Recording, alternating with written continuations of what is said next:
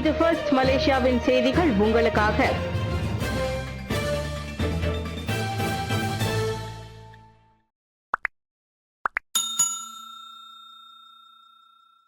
பூமிபுத்ராவை வலுப்படுத்தும் செயல் திட்டம் தீவிரம். கடந்த 3 ஆண்டுகளாக மடானி அரசாங்கத்தின் நிர்வாகத்தின் கீழ் பூமிபுத்ராவை வலுப்படுத்தும் செயல் திட்டம் மிகவும் தீவிரமாகவும் உறுதியாகவும் துணிச்சலாகவும் செயல்படுத்தப்பட்டு வருகிறது. சில தரப்பினர் கூறுவது போல் பூமிபுத்ராவின் நலன்களை புறக்கணிக்கும் அளவிற்கு அரசாங்கம் ஒருபோதும் உயர்நிலை குழுவை ஆதரிக்கவில்லை என்பதை இந்த அணுகுமுறை நிரூபிப்பதாக பிரதமர் ஸ்ரீ அன்வார் இப்ராஹிம் கூறினார். இன வேறுபாடு இன்றி தேர்வில் 10A பெற்ற அனைத்து மாணவர்களுக்கும் மெட்ரிகுலேஷனில் கல்வியை தொடர்வதற்கான வாய்ப்பை அரசாங்கம் ஒருபோதும் வழங்கிய போதிலும் பூமிபுத்ராக்களுக்கான தற்போதைய ஒதுக்கீட்டிற்கு உத்தரவாதம் அளிக்கப்பட்டதை டாக்டர் ஸ்ரீ அன்வார் சுட்டிக்காட்டினார். அரசாங்கத்தின் அடிப்படை கொள்கைகள் மாறாமல் சீராக இருந்தாலும் நாட்டின் நிலைத்தன்மையை பேணுபடுவதை உறுதி செய்யும் வகையில் அவற்றை பொது அறிவோடும் விவேகத்தோடும் செயல்படுத்த வேண்டும் என்று பிரதமர் கூறினார். மற்றொரு நிலவரத்தில் மஜ்லிஸ் அமானா ராக்யாட் மாரா சட்டத்திருத்தத்தின் வரைவு 3 மாதங்களுக்குள் பூர்த்தி செய்ய டாக்டர் ஸ்ரீ அன்வார் உத்தரவிட்டுள்ளார். நெகிரி செம்பிலான் அரசியல் நெருக்கடியை தணிக்கும் முயற்சியில் முகமது ஹசான் முக்கிய பங்காற்றியுள்ளார். நெகிரி செம்பிலான் அரசாங்க நிர்வாகத்தில் தற்போது நிலவும் அரசியல் நெருக்கடியை தணிக்கும் முயற்சியில் அம்னோ துணைத் தலைவர் டாக்டர் ஸ்ரீ முகமது ஹசான் முக்கிய பங்காற்றியதாக அதன் தலைவர் டாக்டர் ஸ்ரீ அகமது சாஹித் ஹமிதி தெரிவித்தார்.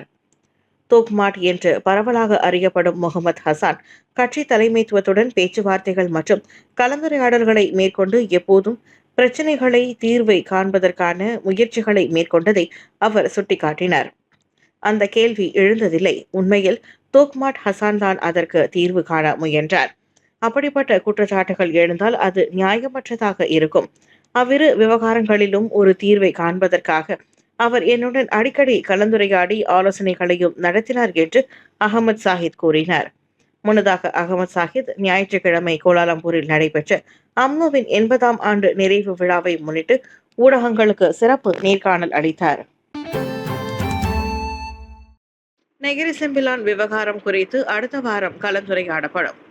அடுத்த வாரம் நடைபெற திட்டமிடப்பட்டிருக்கும் ஒருமைப்பாட்டு அரசாங்கத்தின் தலைமைத்துவ ஆலோசனை மன்ற கூட்டத்தில் நெகிரி செம்பிலான் மந்திரி புசார் பதவியின் நிலை உட்பட பல்வேறு அண்மைய விவகாரங்கள் குறித்து கலந்துரையாடப்படும் என்று அதன் செயலவை தலைவர் டாக்டர் அஷ்ரப் வஜ்டி ருஸ்கி கூறினார். அரசாங்கத்தில் உள்ள கட்சிகளுக்கு இடையிலான கொள்கைகள் மற்றும் நிலைப்பாடுகள் குறித்த விவகாரங்களை ஆராய்வதற்கும் சம்பந்தப்பட்ட மாநிலத்தில் உள்ள அரச கழகம் மற்றும் சடங்குகள் தொடர்பான பிரச்சினைகளை கையாள்வதற்கும் இக்கூட்டம் அவசியம் என்று அவர் தெரிவித்தார். கூட்டம் அடுத்த வாரம் நடைபெறும். பல்வேறு அம்சங்கள் விரிவாக விவாதிக்கப்படும் விவகாரங்களில் அதுவும் ஒன்றாக இருக்கலாம் என்றார் அவர்.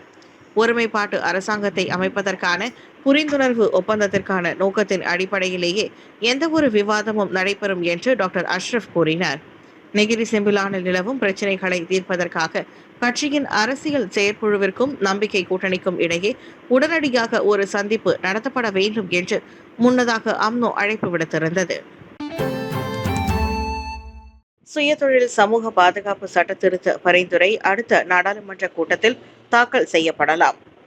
வெளிநாடுகளில் பணிபுரியும் மலேசியர்களுக்கு சமூக பாதுகாப்பு அமைப்பு பெர்காசோவின் பாதுகாப்பு வரம்பை விரிவுபடுத்தும் நோக்கத்திலான 2017ஆம் ஆண்டு சுயதொழில் சமூக பாதுகாப்பு சட்ட திருத்த பரிந்துரை அடுத்த நாடாளுமன்ற கூட்டத்தொடரில் தாக்கல் செய்யப்படும் என்று எதிர்பார்க்கப்படுகிறது.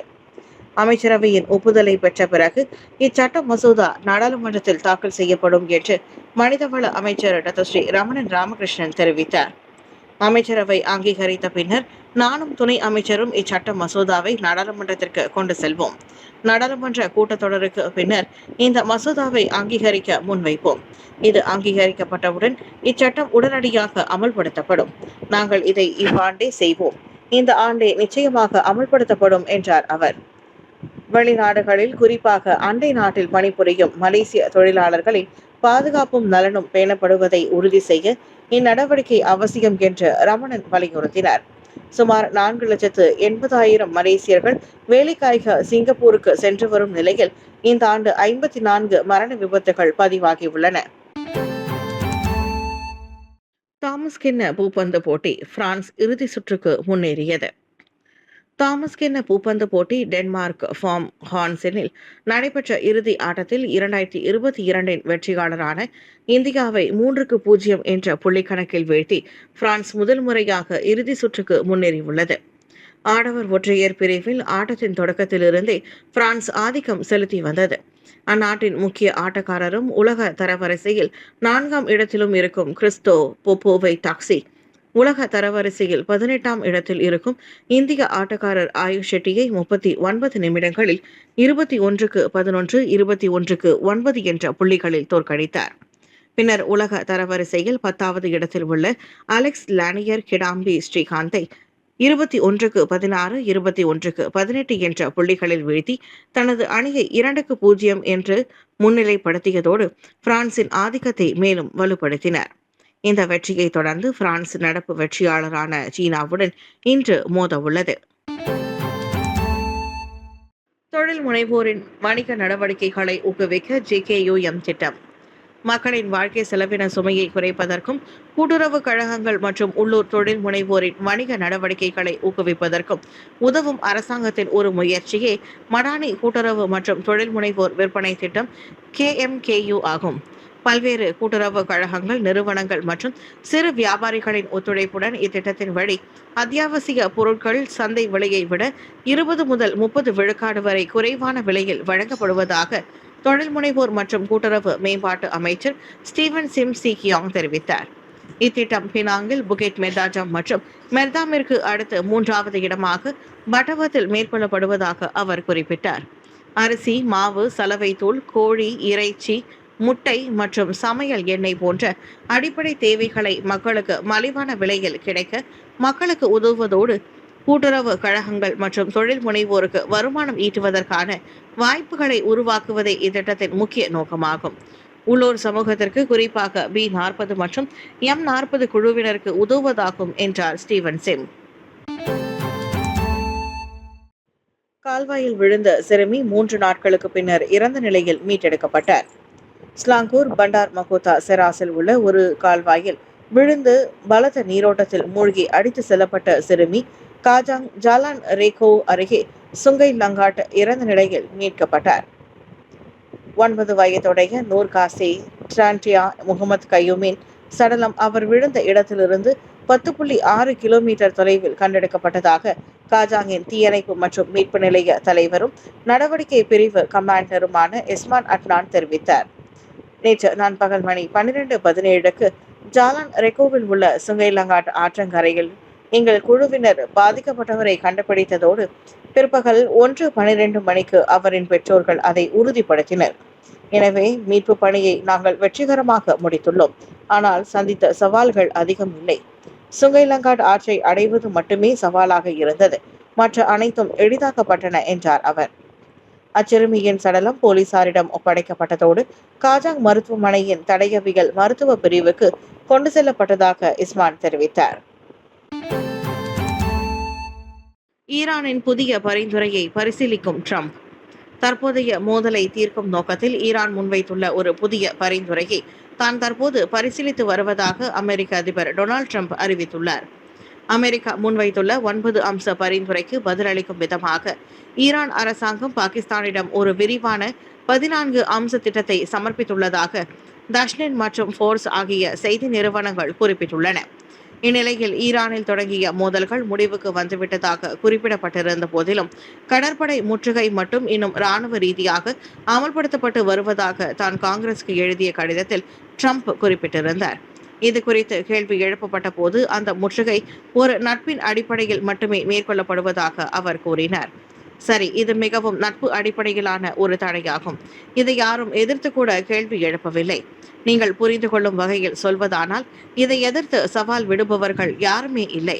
பல அதிபர்கள் மிகப்பெரிய விவகாரங்களில் ஈடுபட்டிருக்கிறார்கள். எனினும் காங்கிரஸ் சார்ந்த எந்த ஒரு நடைமுறை சிக்கலையும் அவர்கள் ஒருபோதும் சந்திக்க வேண்டி இருந்ததில்லை.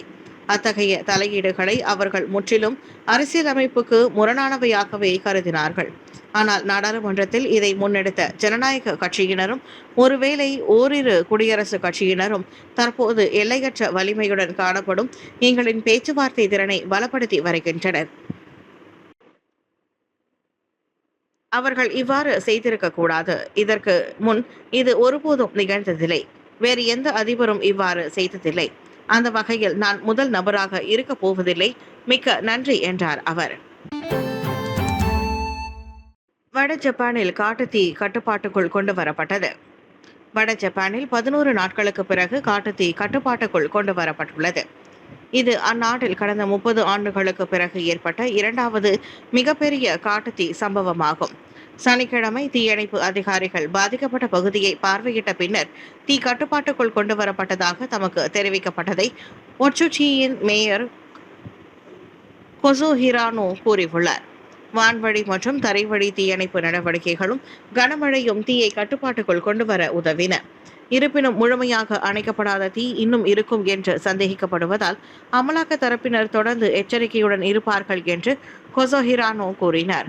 மலைப்பாங்கான இவாதே பகுதியில் சுமார் 1600 ஹெக்டேர் நிலப்பரப்பில் பரவியுள்ள இந்த தீயை அணைப்பதற்காக ஏப்ரல் மாத இறுதியிலிருந்து நூற்றுக்கணக்கான தீயணைப்பு வீரர்களும் 1000க்கும் அதிகமான இராணுவ உறுப்பினர்களும் ஈடுபட்டு வந்தனர். குறைந்தது 8 கட்டிடங்கள் சேதமடைந்துள்ள நிலையில் 2 சிறு காயங்களுடன் உயிர் தப்பினர். தீ வேகமாக பரவியதால் ஆயிரக்கணக்கான குடியிருப்பாளர்கள் வெளியேற்றப்பட்டனர்.